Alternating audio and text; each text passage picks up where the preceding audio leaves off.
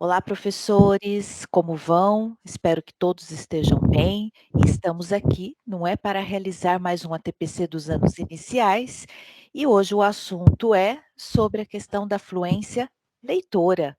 Lembrando que essa é uma série que eu e Regina gravaremos para vocês sobre o assunto fluência leitora. Afinal de contas, é um assunto, né, que exige bastante do professor e exige também bastante trabalhos em sala de aula.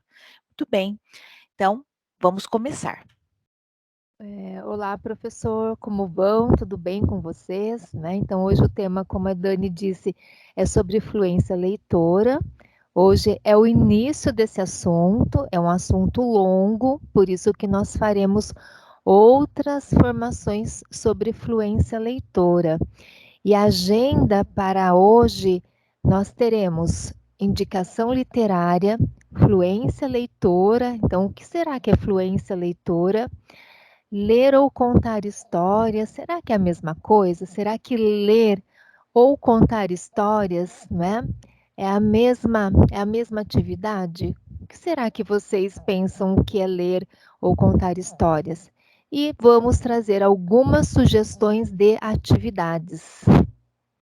Bom, para começarmos então a pensar, né, sobre todo o trabalho com leitura que já acontece nas escolas, nós trazemos então esse início para a gente refletir um pouquinho, não é que anteriormente a leitura deixou de ser, não é, um horário nobre, mas, né, com toda a importância que vocês professores, né, trazem sobre o trabalho com leitura nas escolas, né, as crianças com esse trabalho, as crianças podem conhecer diferentes gêneros textuais, diferentes escritores e suas obras, valorizar diferentes estilos, né, das escritas dessas obras literárias, apreciar textos de qualidade e previamente, então, não é, o professor compartilha com os alunos os critérios da sua escolha. Quando o professor, então, ele traz uma indicação, ele faz uma leitura inicial para os alunos,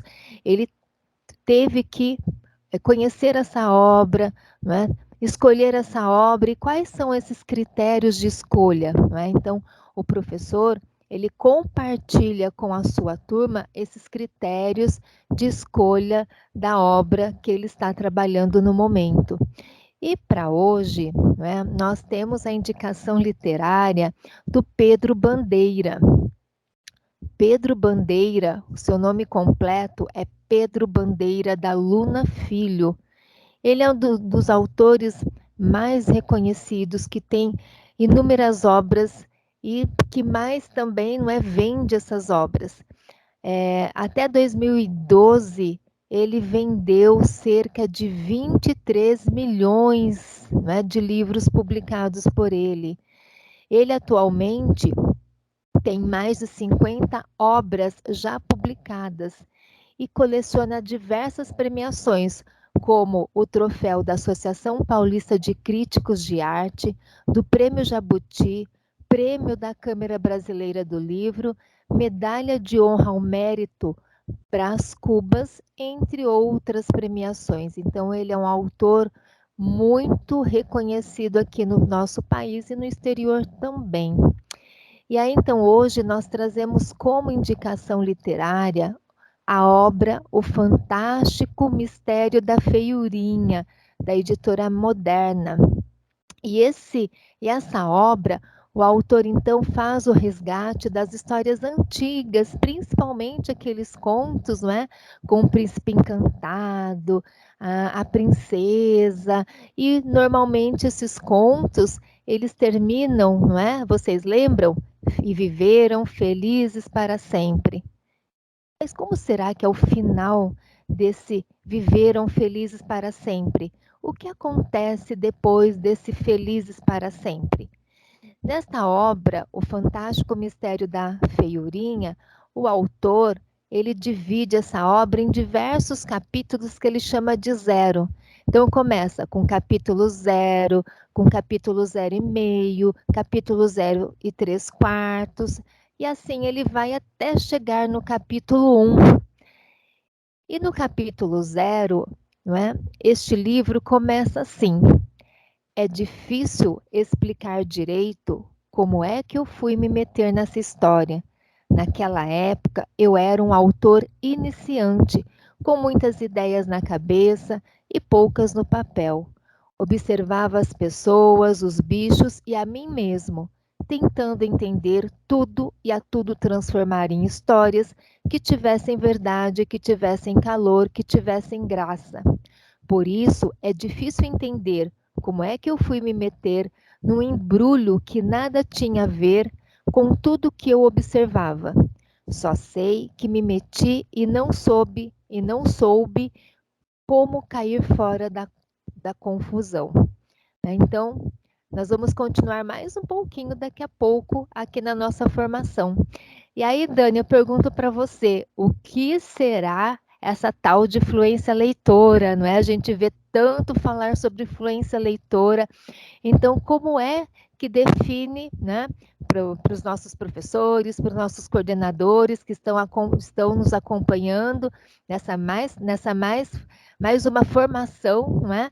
Então, o que será essa tal de fluência leitora? Passo para você, Dani. Muito bem, Rê, deixando todo mundo aí curioso, não é, com as histórias, né? Já é algo bastante conhecido aqui nos nossos ATPCs. Aguardem que continuaremos aí as informações sobre o livro, que é muito bacana. Bom, fluência leitora é um assunto bastante abrangente. Nós temos várias definições da fluência leitora e nós podemos olhá-la a partir de diferentes paradigmas, de diferentes concepções. A concepção que nós estamos tratando aqui com vocês, professores e coordenadores, é compreender que a fluência leitora ela é a condição, a capacidade de ler e compreender textos, né? Exatamente quando se lê em voz alta ou quando se faz uma leitura silenciosa. Então, a fluência leitora ela está vinculada a uma capacidade de compreensão, né? E não somente a uma capacidade de oralizar, muitas vezes é confundido com isso, oralizar com rapidez e com destrezas palavras lidas em um texto. Então é muito mais do que apenas ler, que muita gente confunde. Ah, fulano é fluente leitor. Ele lê, né, corretamente, ele trabalha as pontuações corretamente, ele respeita essas pontuações. De nada adianta ter condição e saber de toda essa questão se eu não compreendo justamente aquilo que eu leio. Então, a fluência leitora, né, está vinculada a alguém que lê e compreende, portanto, está vinculada a um leitor autônomo. Olha que importante a gente pensar sobre isso. A fluência leitora só é garantido quando eu tenho exatamente, não é, alguém autônomo, tá bom? Então, isso já é bem para a gente poder né, pensar sobre. E dando continuidade, como é que eu desenvolvo a fluência leitora? Né? De que forma?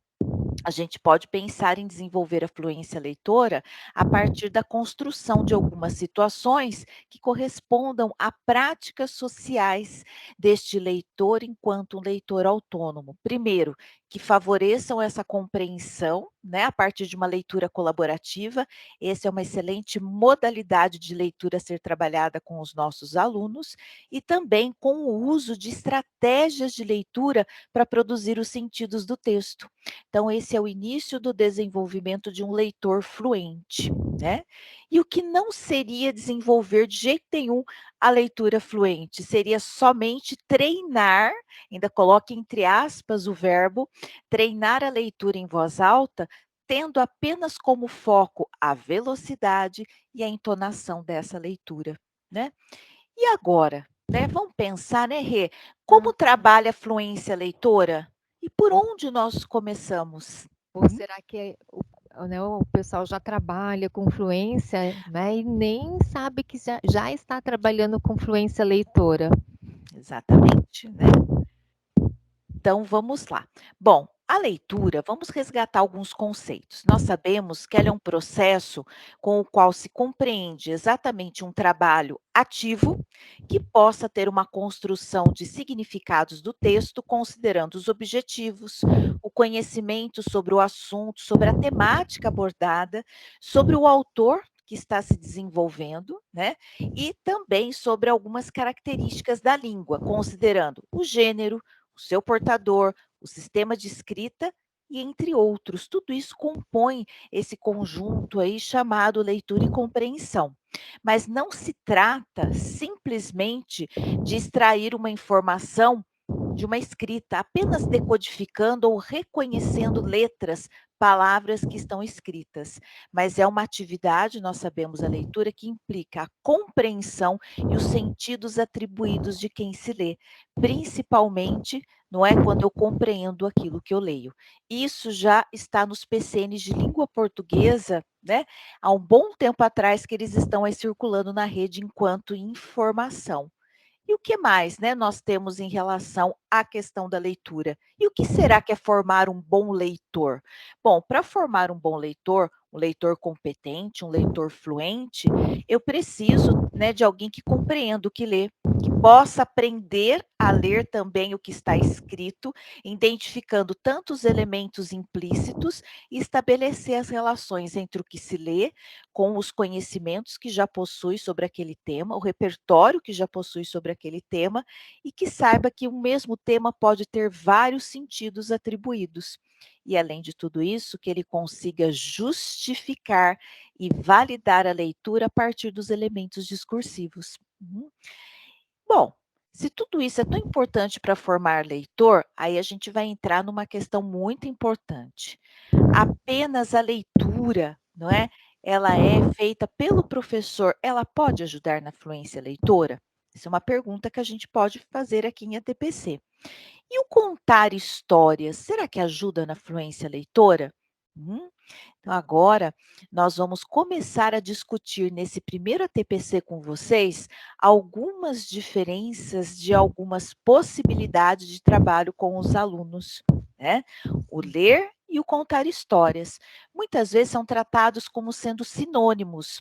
A leitura em voz alta feita pelo professor ou mesmo a contação de histórias. E aí, Henri, será que tem diferença, não é? Desses dois trabalhos com a leitura? Então, né, Dani, será que eu acho uma pergunta até melhor, não é? Será que nós temos contadores de histórias nas salas de aulas, né? Hum. Nós sabemos, nós já acompanhamos muitas leituras iniciais realizadas pelo professor. E contação de histórias, será que isso acontece, não é? Nas salas de aula, até é bacana o professor que faz esse trabalho, né, solicitar para o seu coordenador trazer esse relato para nós, não é? Se temos contadores de histórias na nossa rede. E aí, para a gente pensar e refletir um pouquinho, contar histórias é uma prática que sempre existiu. Todos nós nascemos contadores de histórias. Todo mundo conta história informalmente, seja de uma situação que nós vivemos, seja algo que nós é, visualizamos, né? Mas nós todos somos contadores de histórias. Né? Muitos até têm essa facilidade de contar histórias que atraem as pessoas, que só de ouvir a pessoa, né, nós ficamos encantados, essas pessoas nos cativam com os seus relatos, não é?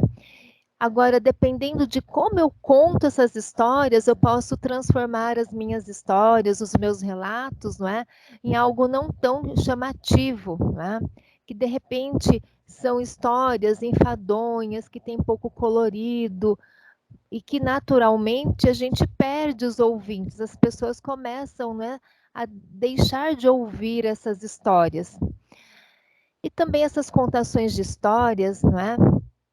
Ela tem como recurso muito primária, que é o corpo, o nosso próprio corpo, por meio do uso da voz, né? Nós podemos, no momento da contação de histórias, fazer diversas modulações e tonalidades da nossa voz, da nossa postura, com gesto, com dança e principalmente, né, um recurso muito importante é a expressão facial, que é o meio de comunicação. Tudo isso, então, deixa a contação de história muito mais atrativa.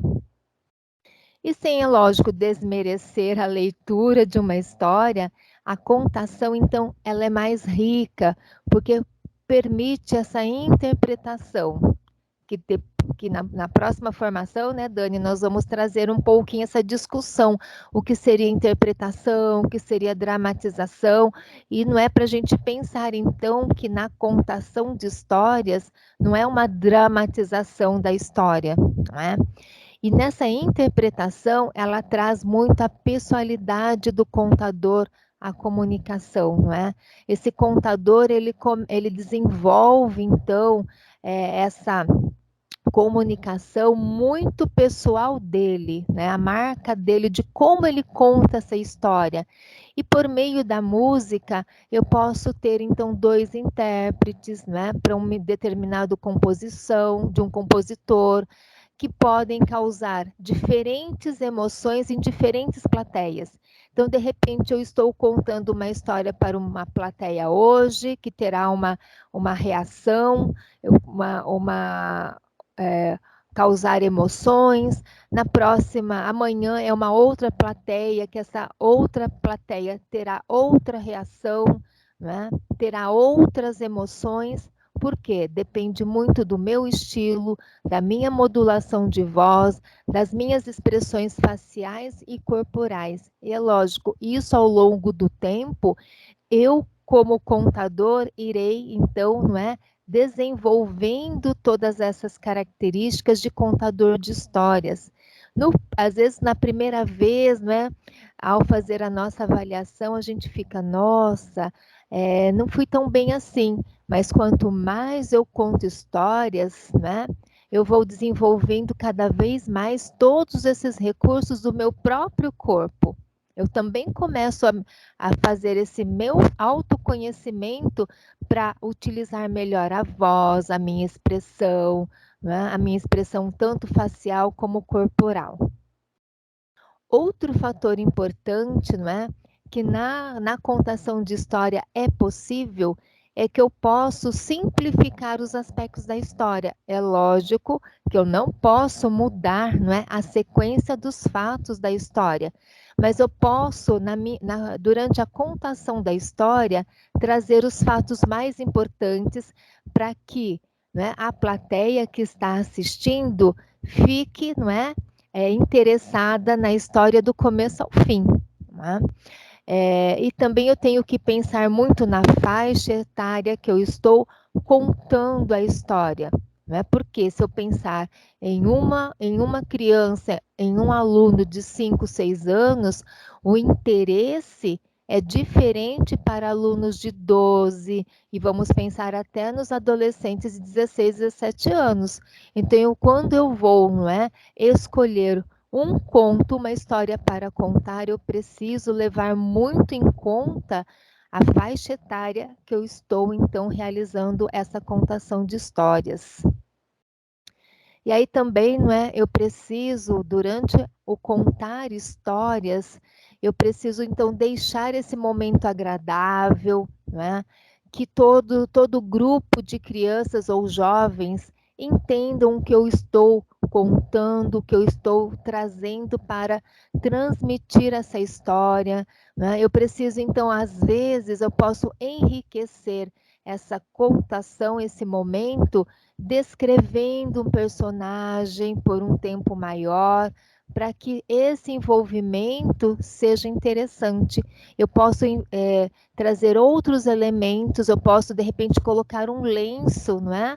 Eu posso utilizar um lenço, eu posso utilizar um objeto bem simples, até para descrever esse personagem ou descrever uma passagem, né, que no meu entendimento é importante na sequência dos fatos dessa história, tá? E aí pensar um pouquinho na leitura em voz alta, que né, essa leitura é uma prática muito utilizada na sala de aula, né, Dani? E a gente pensar um pouquinho que essa leitura em voz alta, não é? Ela é construída ao longo de toda a escolaridade dos alunos, né? Então, essa construção de comportamentos e procedimentos de leitor, ela começa essa construção, né? Vamos pensar que o nosso foco aqui é anos iniciais. A partir do primeiro ano, que o professor começa, então, a realizar essa leitura em voz alta, não é?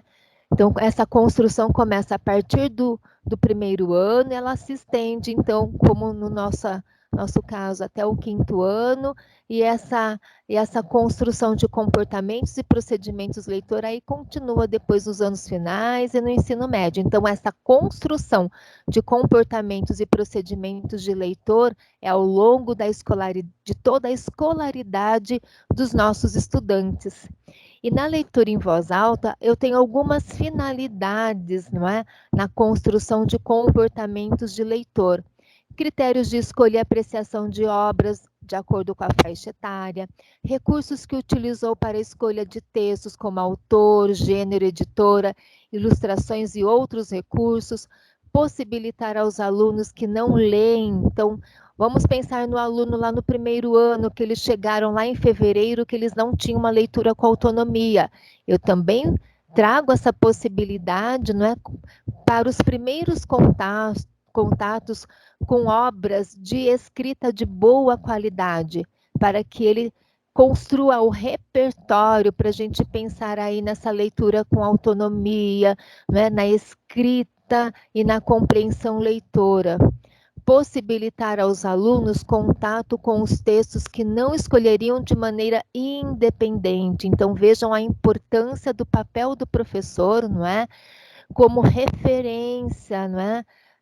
Dessa construção de comportamento leitor. Então, quando eu indico, veja o papel importante desse professor. Quando eu indico, por exemplo, o livro de hoje, O Fantástico Mistério de Feiurinha, eu estou pensando, não é, nessa construção de comportamento leitor, que sozinho, muitas vezes, o aluno jamais iria escolher esse livro para ler. E, como eu disse, ampliar o repertório de leitura.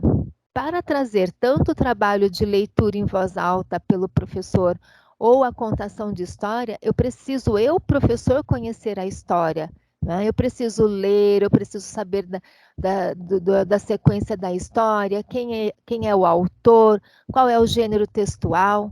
Né? Então, olha lá, eu preciso escolher a história, pensar na faixa etária, né? A idade que a minha turma tem, quais são os componentes de uma história, né? Será que é de interesse deles? Será que está adequada à faixa etária da minha turma? Né? E pensar um pouquinho que tanto a leitura em voz alta como a contação de história, eu preciso alterar então essas situações na rotina semanal. Né? Que eu tenho lá, eu não vou ficar realizando contação de história todos os dias, né? E a leitura também é realizada pelo professor, também preciso planejar na minha rotina, porque eu também tenho a possibilidade da leitura em voz alta pelo aluno, e não só ficar focado no papel do professor. E também, não é, tanto a leitura como contar histórias amplia a possibilidade de escuta e aprendizagem dos alunos. E também me coloco como professor nessa possibilidade de escuta e também de aprendizagem, tá bom? E aí, para ampliar, então, né, Dani, toda essa discussão, eu passo para você, então, essa ampliação do trabalho na leitura em voz alta e na contação de histórias. Muito bem, Rê. Regina trouxe aí, né, professores e coordenadores conceitos muito importantes nesse caminho de construção que começamos a trilhar nos anos iniciais, né? O leitor autônomo, o leitor que lê e compreende. E o que sugerimos para vocês ampliarem as discussões? Nós sugerimos um autor, o Antônio Gomes Batista, que ele tem um artigo muito bacana, encaminharemos ele junto, inclusive, com o material da TPC, que se chama, né, Alfabetização, Leitura e Ensino da Língua Portuguesa, Desafios e Perspectivas Curriculares. É um autor que, né, já trabalhou com muitos textos, tem muitos livros publicados na área. Juntamente, além do Antônio, nós temos também a Kátia Bracknin, que também traz importantes informações do comportamento aí leitor. Então, também encaminharemos este material para que vocês possam ler, estudar e ampliar as reflexões na escola.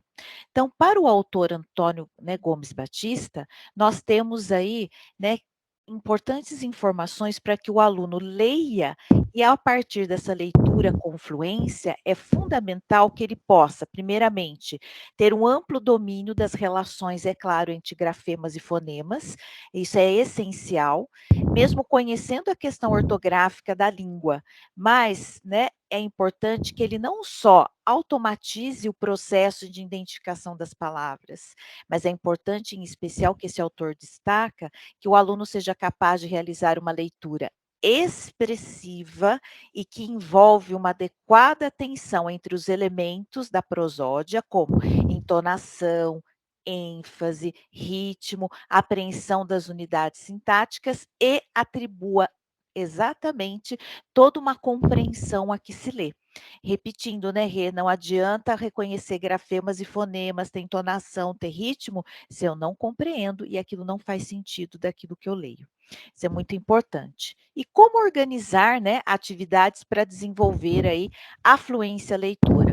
Nós já conversamos um pouquinho com vocês e nós acreditamos aqui que só é possível, juntamente com esses autores, desenvolver a fluência leitora não é pelo seu treinamento, mas sim por meio de projetos de desenvolvimento de leitura que o aluno possa conhecer autores, ler em voz alta, trabalhar com situações comunicativas previstas, exatamente para que ele entenda e atribua sentido, né, a partir das práticas sociais que acontecem muitas vezes fora da escola. E a gente tem alguns projetos, como o audiolivro, o sarau literário e, em especial, a leitura dramática, que abordaremos nas sequências dos ATPCs.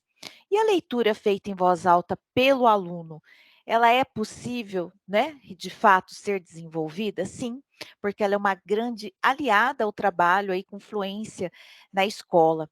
Exatamente porque ela permite que o aluno prepare-se para ler, muitas vezes compreender para se comunicar e expressar aos outros um sentido. Quem lê não apenas lê em voz alta, mas ela atribui sentido e principalmente trabalha com outras habilidades, concentração, expressividade, com a entonação, com o ritmo e com ênfase, certo? Então ela é uma excelente aliada para aí que ela possa auxiliar principalmente na compreensão do que se lê. Hum? Nós temos também a leitura em voz alta, né, como uma fonte aí para aprender a ouvir, principalmente para desenvolver esta habilidade, né, o aprender a ouvir com atenção, ouvir aquilo que se lê e apreciar aquilo que se lê. Então ela pode colaborar muito com essa entonação, né.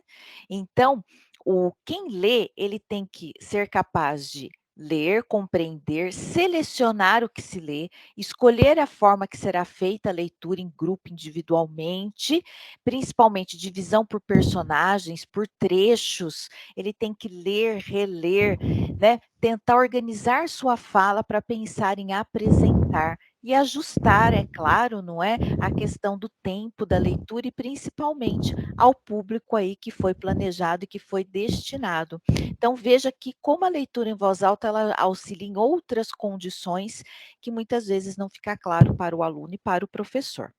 E o sarau literário, né, que muitas das escolas fazem, organizam, e, né, nós insistimos que as escolas deem continuidade a esse trabalho, principalmente saraus aí que, né, trabalhem com diferentes gêneros ou também permitam conhecer diferentes autores, diferentes escritores.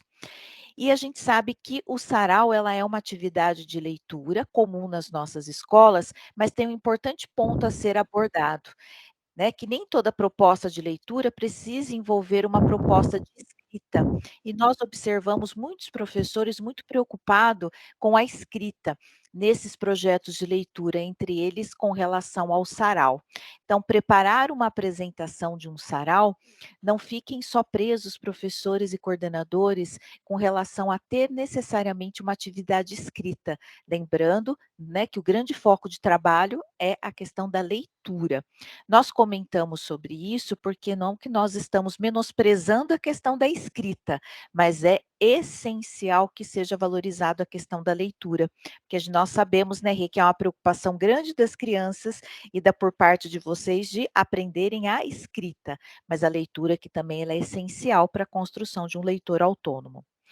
E dentre outras atividades que favorecem o trabalho com a fluência leitora, o sarau também, ele envolve a escolha de textos, a preparação da apresentação, considera um público externo, né, pode também ser acrescido outras linguagens, como a música, pode ter também uma organização, aí sim é importante a questão escrita, dos horários, como apresentar, né, de que forma será organizado, e ele também pode trabalhar com diferentes gêneros. Então essa diversidade de linguagens ajuda muito nessa construção do leitor autônomo.